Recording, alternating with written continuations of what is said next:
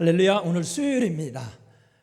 여러분 오늘 수요일도 새벽 기도하면서 하루에 대한 희망이 샘솟기를 바랍니다. 찬송가 310장, 하나님의 은혜로 310장입니다.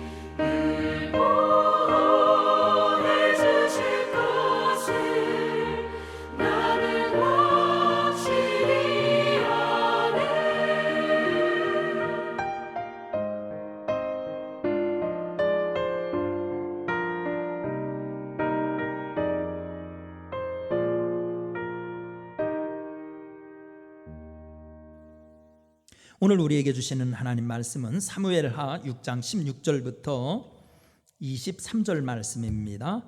자, 우리 함께 교독합시다. 제가 한 절, 여러분들이 한 절을 읽습니다.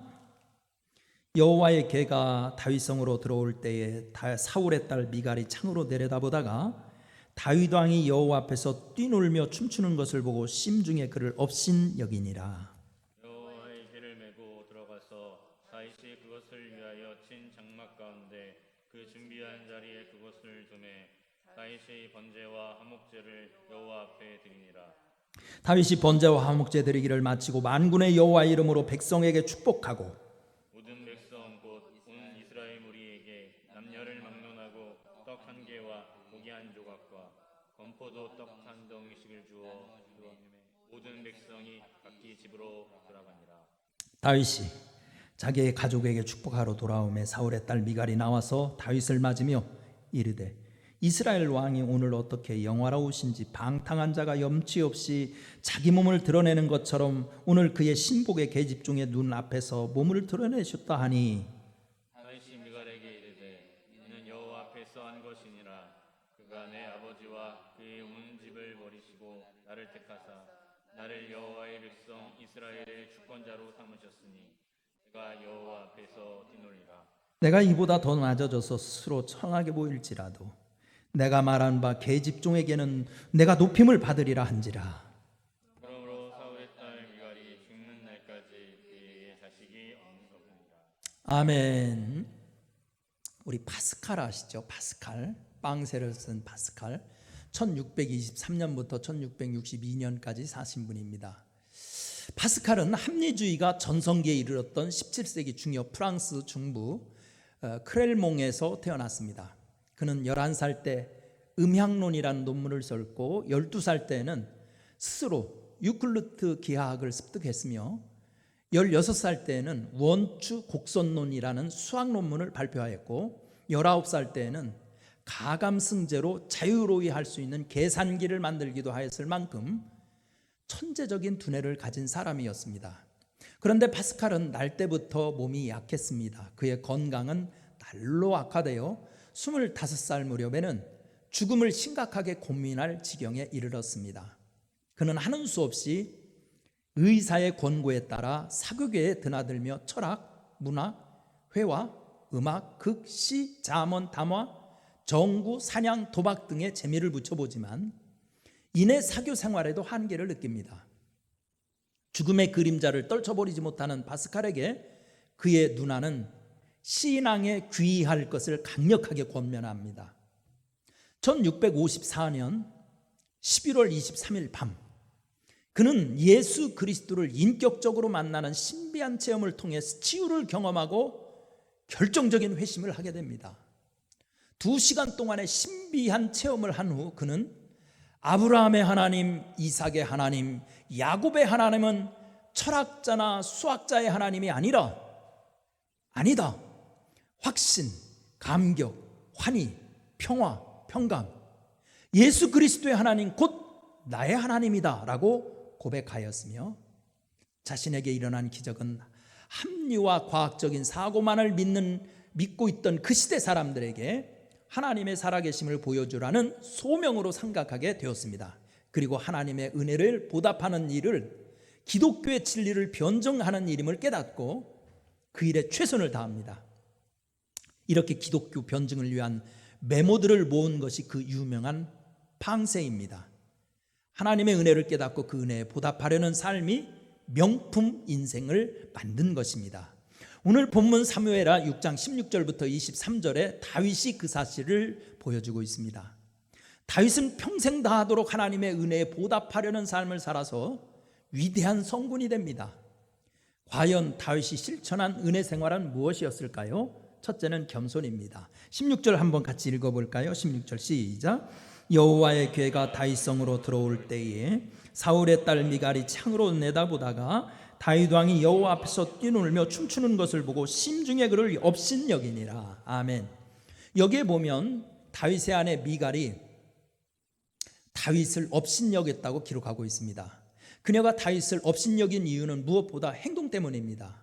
다윗은 하나님의 법궤가 적국 블레셋에 빼앗겼다가 이스라엘로 무사히 반환됨을 기쁘게 여겨 이송 대열 앞에서 뛰놀며 춤을 춥니다.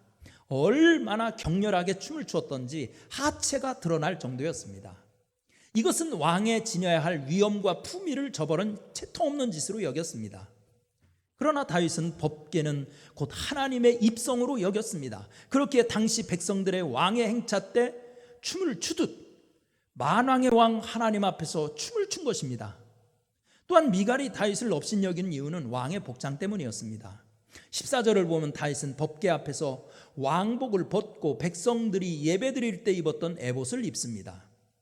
미갈은 법궤의 신성함과 소중함을 몰랐기에 높은 창문에서 내려다보는 구경꾼이 될 뿐 예배자의 자리로 내려오지 않았습니다. 그러나 다윗은 하나님의 은혜를 알았기에 왕의 보좌에서 내려와 백성들과 함께 춤을 춘 것입니다. 이런 다윗의 겸손을 더 잘 나타내는 곳이 21절입니다. 그는 내가 이보다 더 낮아져서 천하게 보일지라도 라고 고백하면서 겸손의 길을 걷겠다고 다짐합니다. 하나님의 은혜를 받고 사는 성도들은 마땅히 자기의 지위와 명예를 껍데기를 벗고 겸손한 삶을 실천해야 합니다. 왜냐하면 겸손이야말로 존귀하게 되는 지름길이기 때문입니다. 두 번째, 우리 다윗이 은혜를 기억하는 방식은 뭐였냐? 찬송입니다. 찬송. 21절 같이 읽어보겠습니다. 21절 시작. 다윗이 미갈에게 이르되 이는 여호와 앞에서 한 것이라. 그가 내 아버지와 나의 온 집을 버리시고 나를 택하사 나를 여호와의 백성 이스라엘의 주권자로 삼으셨으니 내가 여호와 앞에서 뛰놀리라. 아멘. 여기를 보면 다윗은 시종 힘을 다하여 춤추며 즐거이 찬송합니다. 15절에서 즐거이 부른다는 히브리 말은 환호성을 지른다, 갈채를 보낸다라는 말입니다. 다윗은 이렇게 왕으로서 취하기에는 부적절해 보이는 과도한 행동을 하는 이유를 21절에서 설명을 합니다. 하나님 앞에서 한 것이다라는 겁니다. 간단해요. 하나님 앞에서는 어린아이가 되는 거예요. 즉 그는 자기 감정에 도취져요. 광신적인 행동을 한 것이 아니라 하나님 은혜에 대한 예배의 행위를 한 것입니다. 그는 하나님께서 자신을 선택하여 이스라엘의 왕을 삼아주신 은혜가 크기 때문에 당연히 그분을 어린아이처럼 찬양하며 살겠다고 다짐합니다. 진정 하나님의 은혜를 받은 성도들은 찬송하며 살아야 합니다. 홍해를 걷는 모세와 미리암처럼, 사무엘을 낳은 한나처럼 구원받은 성도라면 찬양하여야 당연한 것입니다. 그래서 시편 기자는 너희 의인들아 여호와를 즐거워하라. 찬송은 정직한 자의 마땅히 할 바니라라고 시편 33편 1절에서 말한 것입니다. 오스트리아의 고전파를 대표하는 음악가 하이든은 천지창조, 가산칠언 등 음악사의 길이 남을 곡을 만들어 많은 사람에게 감동을 주었습니다. 어떤 사람이 하루는 하이든에게 선생님의 종교 음악은 어쩌면 그렇게 환희에 차 있고 영혼을 울립니까? 라고 물었답니다. 그때 하이든이 대답했습니다. 저는 하나님의 은혜만 생각하면 영혼 깊은 데서 환희가 솟아납니다. 은혜가 하이든에게 영감을 주어서 그런 명곡을 만들어내게 했던 것입니다. 세 번째, 다윗이 하나님의 은혜를 기억하는 방식은 봉헌과 나눔입니다. 봉헌과 나눔. 17절 같이 읽어보겠습니다. 시작. 여호와의 궤를 메고 들어가서 다윗이 그것을 위하여 친 장막 가운데 그 준비한 자리에 그것을 두매 다윗이 번제와 화목제를 여호와 앞에 드리니라. 아멘. 다윗은 하나님의 법궤가 다윗성에 무사히 안착하자 번제와 화목제를 드립니다. 이것은 그 자리에 하나님의 성전을 짓겠다는 봉헌 의식이었으며 앞으로는 이스라엘이 하나님께 영광을 돌리겠다는 헌신의 표시였습니다. 다윗은 제사 후에 법궤 이송식에 참여한 모든 백성에게 떡과 고기와 건포도 뭉치를 나누어 줍니다. 이런 일련의 행동을 보면 은혜 받은 다윗의 삶은 이기적인 소유욕을 떨쳐버리고 하나님을 위한 봉헌과 이웃을 향한 나눔에 힘쓴 것을 알 수 있습니다. 여기에 은혜 받은 자의 삶의 모범이 있습니다. 정말 은혜 받으면 하나님께 헌신하게 되어 있고 자기의 것만 욕심 챙기려 하지 않고 오히려 자기의 것을 이웃과 나누려고 한다는 것입니다.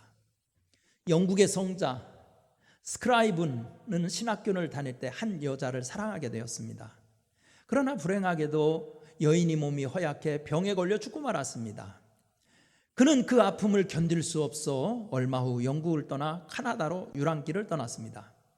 하지만 그곳에서도 마음의 상처는 치유되지 않았고 슬픔에서 헤어나오지 못했습니다. 어느 날 교회 문 앞에서 만난 거린의 국어를 냉정하게 뿌리치고 예배당에 들어가 자신의 아픔을 위로받기 위해 예배드릴 때 그의 가슴 속에 뚜렷한 주님의 음성이 들렸습니다. 내 너를 위해 피 흘렸건만 너 나를 위하여 무엇을 주었느냐? 자신도 모르게 눈물이 솟구쳤습니다. 스크라이브는 가슴에 깊은 회개가 일어났습니다. 그리고 한 사람에게만 주려던 사랑을 많은 사람에게 나누어 줌이 하나님의 뜻임을 깨달았습니다. 그는 은혜를 깨닫고 찬송시를 쓰기 시작했습니다. 죄짐 맡은 우리 구주 어찌 좋은 친구인지, 걱정 근심 무거운 짐 우리 주께 맡기세. 주께 사정 아뢰자나 평화 얻지 못하네. 우리들이 어찌하여 아랠 줄을 모를까. 우리 찬송가 작사자 스크라이븐의 이야기입니다. 은혜 받은 사람은 소유에 집착하지 않습니다. 나누고 베푸는 삶을 실천합니다. 예수님을 만난 삭개오가 그랬고 성령 충만을 경험한 예루살렘 초대교회가 그랬습니다. 그래서 종교개혁자 칼빈은 우리의 문제는 교회에서 돈에 대해서 너무 많은 이야기를 하는 것에 있는 것이 아니라 돈에 대해서 바르게 이야기하지 않는 것이 문제에 있다라고 하였습니다. 여러분, 우리도 예수님의 십자가의 은혜를 깨닫고 겸손과 나눔을 실천함으로 복되고 온전한 삶에 이르기를 축원합니다. 다윗과 같이 위대한 성공권의 삶을 온전히 사시기를 축원합니다. 기도하겠습니다. 은혜로우신 하나님, 오늘도 하루하루 살 때 주님의 은혜를 기억하게 하여 주옵소서. 다윗은 정말 자기의 체면을 불구하고 은혜를 높이는 데는 뛰놀았는데 우리도 하나님의 은혜 앞에서 어린아이가 되게 하시고 은혜를 기억하게 하시고 은혜를 나누게 하시고 은혜를 실천하게 하여 주옵소서. 그래서 우리 가슴속에 성령이 불타오름으로 말미암아 그 성령의 능력으로 세상에서 넉넉히 이기는 삶 살게 하여 주옵소서. 예수님의 이름으로 기도드립니다. 아멘. 찬송가 289장 찬송 부르겠습니다. 289장.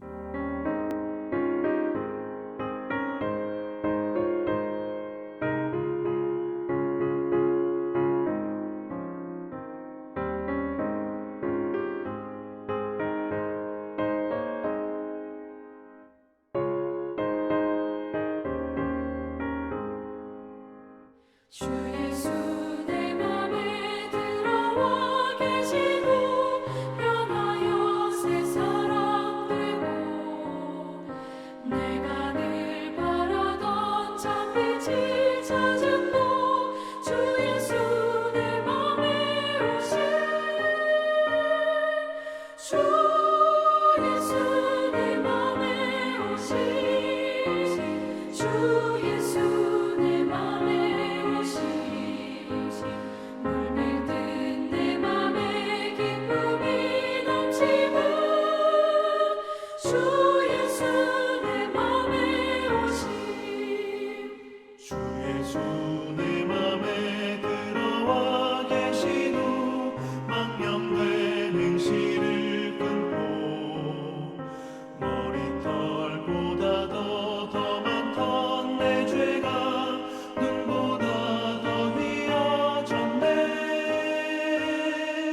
주 예수 내 맘에 오신 주 예수 내 맘에 오신 물밀듯 내 맘에 기쁨이 넘치는 주 예수 내 맘에 오신 내 맘의 소망을 든든히 가지는 주 예수 내 맘에 오신 의심의 구름이 사라져 버림도 주 예수 내 맘에 오신 주 예수 내 맘에 오신 주 예수 내 맘에 오신 물밀듯 내 맘에 기쁨이 넘치는 주 예수 내 맘에 오신 사방에 음침한 골짜기 가다가 밝은 빛 고련히 비춰 저